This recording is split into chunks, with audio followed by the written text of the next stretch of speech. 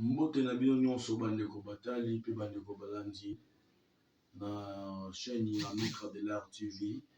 Naza maître magicien, naza maître azakoni, naza maître oyo koyiba na makasi na monde entier. Bandeko na bino kasi ma information oyo pona introduire bino na bandako na bino na monga oyo nyonso bolanda ngai. Bandeko na ngai wana za uniquement wana pona ko servir bino ba code na bino nyonso ya mabota na bino oyo bosalelaka. Ce qui évite connaissance, encore de la bino qui est comme pouvoir ancestral na bino. Ngai maître de la capacité à couper sa bino yango, ou ya besoin c'est la bino pouvoir na bino libota na bino. En plus, naza basé souvent na compte ya ancestral. Tant naza on a uniquement, tant on appelle ça mon portefeuille magique, le collaboyer, na puis ce portefeuille magique au salila. Portefeuille magique on a repé ça yo. Les portefeuille on a besoin en code ya bakoko na yo. Bakoko na batuni ba kosalela ngai pour que ngai na introduire un portefeuille magique.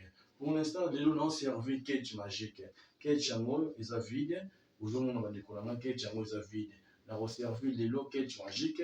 Catch magique c'est la bino pour ça nous sommes pour ça. Catch kaka oyo lataka. Catch wana on a fait ça na wasenga ba être ba introduire bon na kati ou ba introduire on nous sommes en besoin bandeko.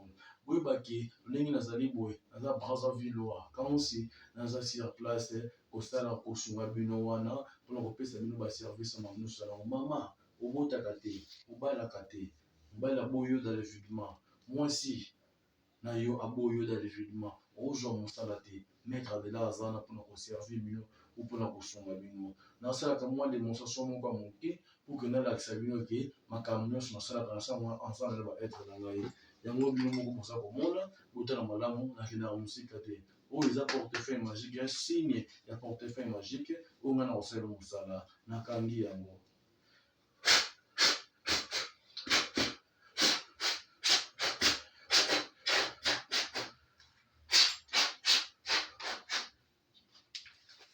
Et je peux produire en tout moment, et je peux produire en tout temps. Portefeuille magique, on est konanga, yango est produiraka. Yango pesa la makambo, yango est pesa la mbongo nyonso. La part tous dans le monde, héros. France CFA et coproduire un bon nous serons pour ça. Portefeuille magique et on se contrôle des co. Aux allez hésiter. Il y a mettre là 3600 fois mettre.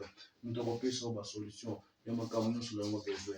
Portefeuille magique production en ouais en gros. On est produit à Kabandeko. Tout le temps pour bien en tout le temps pour s'en bon, au besoin dans 30 minutes ou dans 1 heure de temps. Dès que vous savez le service de nous, on a aussi un gaillot. Aux allez catch magique.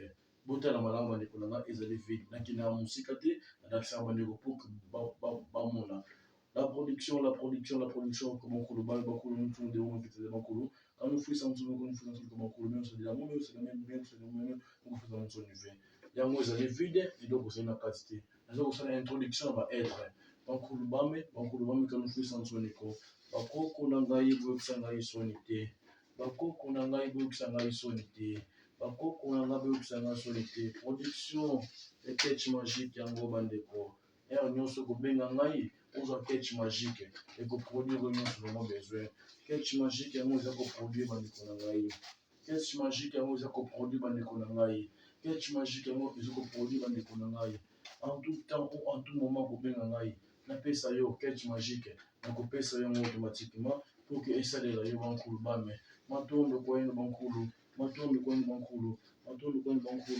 bien que plus ça monte ne veut bankulu bame catch magique production na mwana d'action na ndeko na ngai catch yango ezaki vide et ça les production ya mamos oyo bomoni ah on nous allait sur place dans kila na ngai osala ka musala yango ezali komona na fungo na obotela malamu keza vide na ki musika te mandeko na ngai oyo na sala ka introduction ya soi mutu nyonso kosala makambo na motoki na ye okolila motoki na yo ezali kisi te kasi ezaki nkulu naza kosala pour que non mettre bien la connaissance et qui me coule mais moi je m'en la panacée dans la bakoko na ngai kaka ntumu tourne de l'envie de là quand tout comment on vient bankulu quand on fait ça tout on fait ça ko tourne de l'envie ko eno on tourne de kwenda bankulu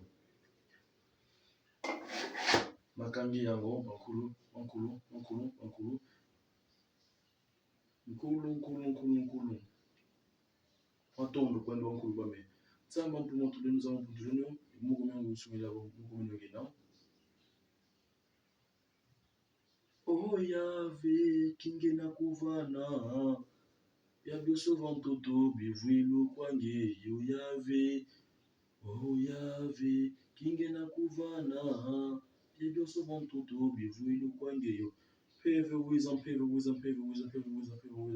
tata mwana nsimi kwa vena tata mwana nsimi bankulu mfunuki mbangu wiza mame ya ndomle kwa ile bankulu.